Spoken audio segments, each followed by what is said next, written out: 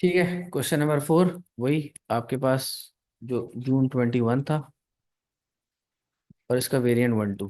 ठीक है, क्वेश्चन 4 हम देख रहे हैं।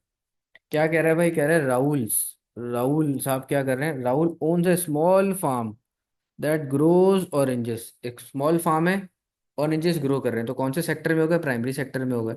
His farm is based in country जी।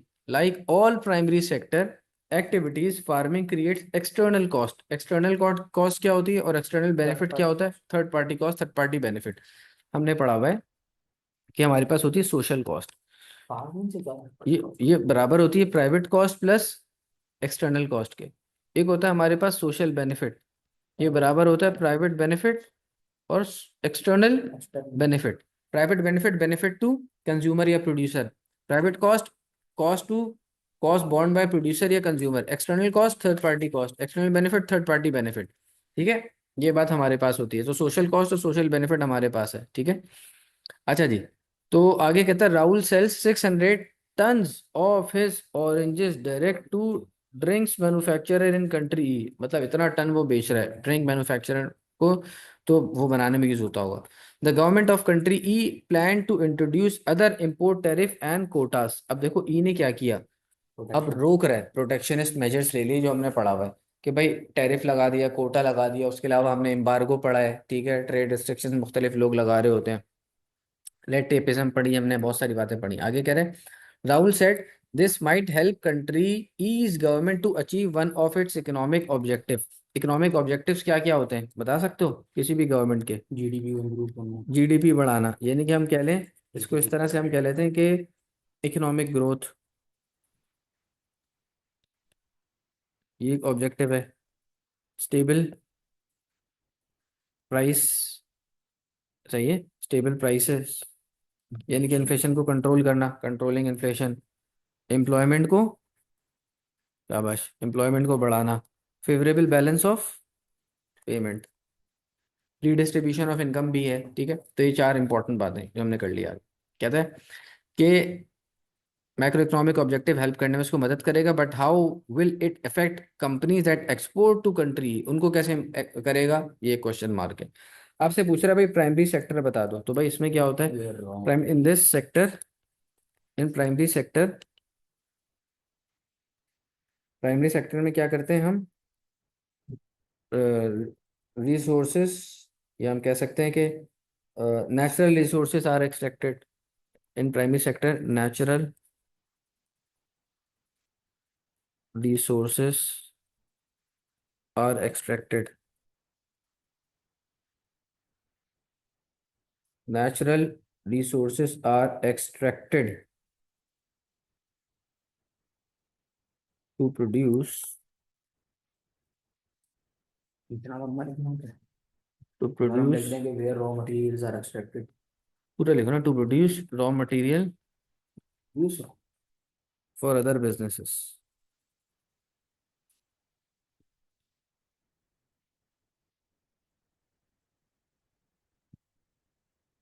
ठीक है भाई, आप लो भाई, अगर ये सवाल आ ही गया, लो भाई, हम जो ऊपर कर रहे थे, identify two government economic objectives. तो आप वही लिख लो भाई, लोअर अनएम्प्लॉयमेंट। शॉर्ट शॉर्ट में लिख रहा हूँ, ऊपर हम डिस्कस कर चुके हैं। लोअर अनएम्प्लॉयमेंट दो लिखने सारे, यहाँ पे हम डिस्कस कर सकते हैं। इकोनॉमिक ग्रोथ, ठीक है, प्राइस स्टेबिलिटी,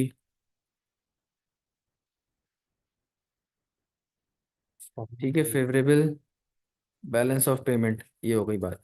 आगे आपसे बोल रहा है outline one external benefit and one external cost that Rahul's business activity might create. External benefit और कॉस्ट जो हमने पढ़ा है ना, थर्ड पार्टी बेनिफिट और वो। तो एक्सटर्नल बेनिफिट क्या हो सकता है? More jobs may be created, ये एक्सटर्नल बेनिफिट है, दूसरों को फायदा हो रहा है। ऑन दी फार्म, ये एप्लीकेशन हो गई।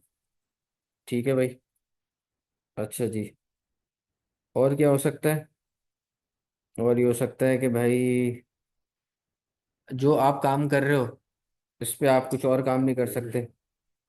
ठीक है, या हम ये कह सकते हैं कि आपका रिसोर्सेज, नेचुरल रिसोर्सेज खत्म हो सकती हैं, ठीक है। Depletion of natural resources, depletion of natural resources such as water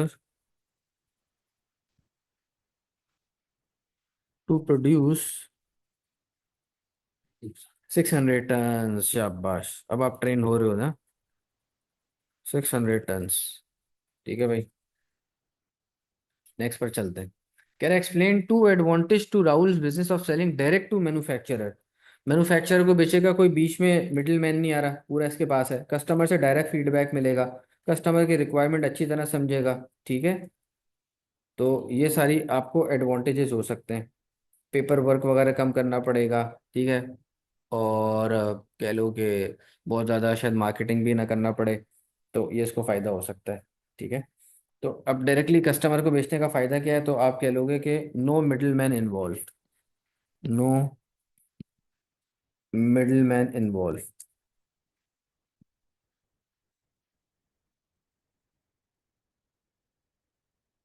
कोई मिडिल मैन इन्वॉल्व नहीं है, ठीक है।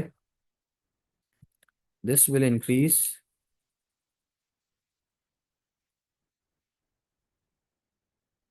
Profit margin, this will increase profit margin from the farm, या of the profit margin of the farm भी कह सकते हैं, फ्रॉम द फार्म, ठीक है। ये हमारा off the farm, off the farm कर लेते हैं, तो सारे मिटा दिए मैंने।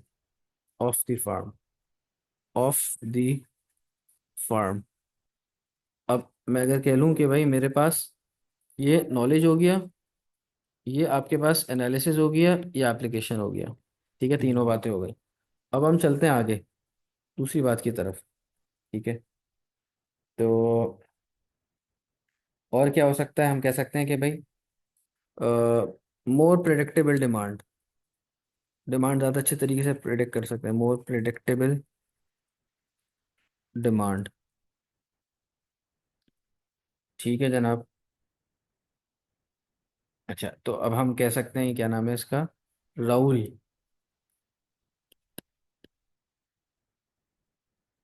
लिखेंगे, लिख लो, selling directly to customers,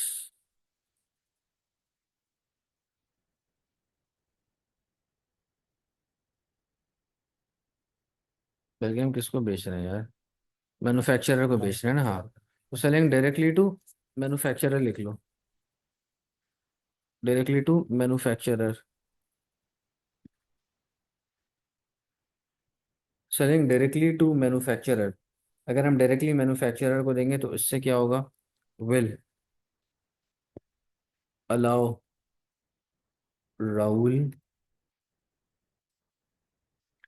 will allow Rahul to predict exact demand of 600 tons of oranges. सिर्फ ऑरेंजेस ही बना रहा था ना, और तो कुछ नहीं था ना। ऊपर भी तो लिखा ना, फार्म लिखा है ना। 600 tons of oranges which result in better decision making,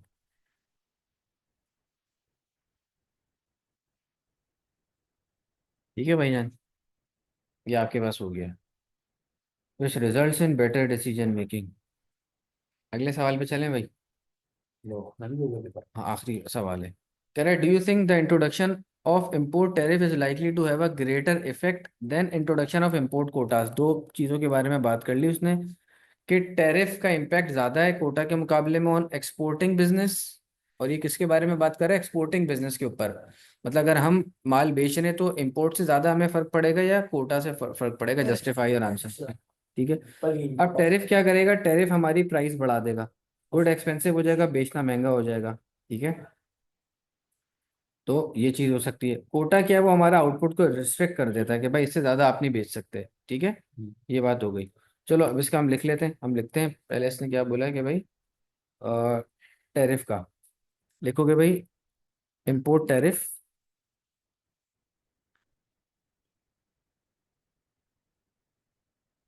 will increase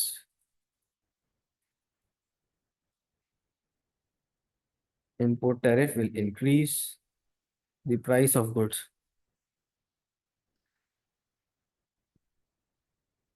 will increase the price of goods, making it less competitive in the market,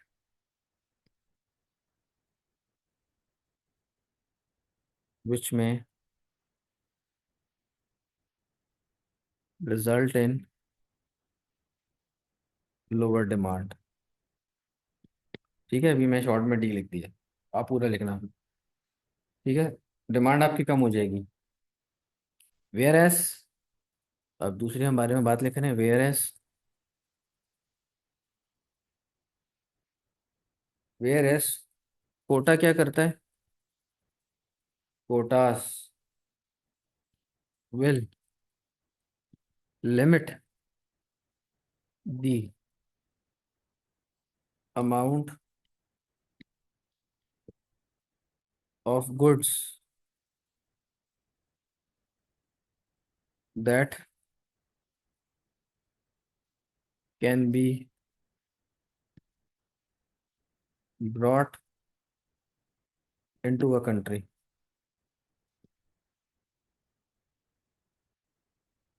ठीक है, आगे लिख लेते हैं, विच reduces the supply,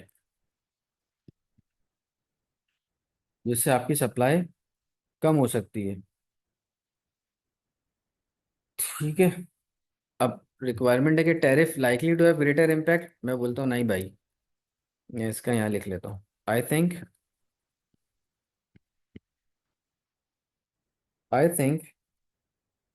tariff I think tariffs are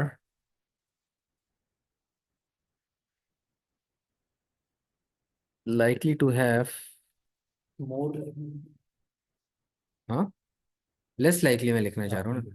tariffs are likely to have less effect as at least a business as at least a business can still export the product they want by uh, reducing the price, by reducing the price, and customers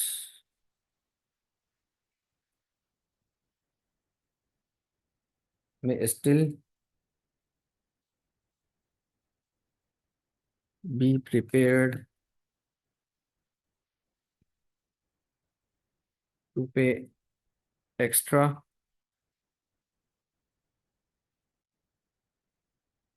if demand is inelastic,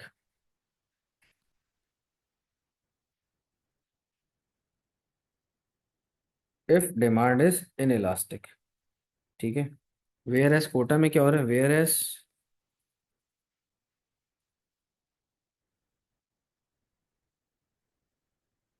S quota, quota could reduce Whereas quota could reduce or restrict the possibility of sales। Whereas quota क्या करेगा, कोटा आपके ऊपर ये कर देगा कि आपकी cell ही को रोक देगा। टैरिफ में आपको आपको अथॉरिटी है ना, आप जितना बेचो। अगर डिमांड इन इलास्टिक है, ठीक है, प्राइस अगर ज्यादा भी बढ़ रही है तो लोग खरीदते रहेंगे, और आप अपनी प्राइस कम भी कर सकते हो कि थोड़े अरसे के लिए प्रॉफिट बर्दाश्त कर लें। कोटा में तो कुछ नहीं कर सकते यार, कोटा तो बस ये लग गया तो आप इससे ज्यादा बेच ही नहीं सकते, चाहे कुछ भी कर लो, ठीक है। तो we are done with this paper.